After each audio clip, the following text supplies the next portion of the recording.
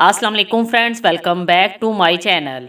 इस वीडियो में मैं आप लोगों को बताऊंगी कि क्या हस्बैंड एंड वाइफ का ब्लड ग्रुप उनकी प्रेगनेंसी पर असरअंदाज हो सकता है और क्या सेम ब्लड ग्रुप वाले कपल्स में शादी के बाद मसैल पैदा हो जाते हैं। इस कायनात में हर शख्स एक मखसूस ब्लड ग्रुप के साथ पैदा होता है।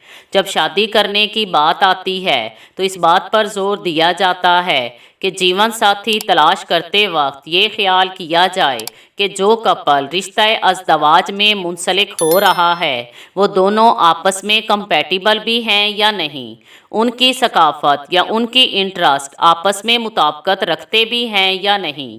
ताहम कुछ लोग शादी करने के लिए ब्लड ग्रुप की जांच से भी अपने नए हमसफ़र का इंतखाब करते हैं।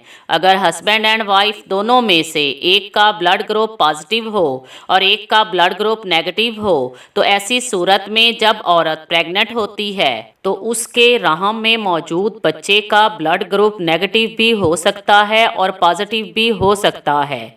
अगर हामला औरत का ब्लड ग्रुप नेगेटिव हो और बच्चे का ब्लड ग्रुप पॉजिटिव हो तो डिलीवरी के वक्त मसैल पैदा हो सकते हैं, क्योंकि डिलीवरी के वक्त माँ और बच्चा दोनों का ब्लड मिक्स हो सकता है जिससे एंटीबॉडीज़ पैदा हो जाते हैं।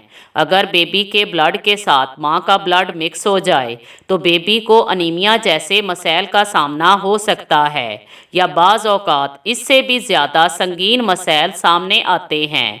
अगर माँ के ब्लड के साथ बेबी का ब्लड मिक्स हो जाए तो ये नेक्स्ट डिलीवरी के लिए नुकसानदेह साबित हो सकता है।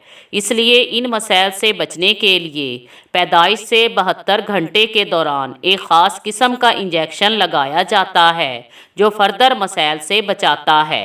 लेकिन इसके अलावा अगर हस्बैंड एंड वाइफ का ब्लड ग्रुप सेम हो तो कोई मसैल नहीं होते। Thanks for watching.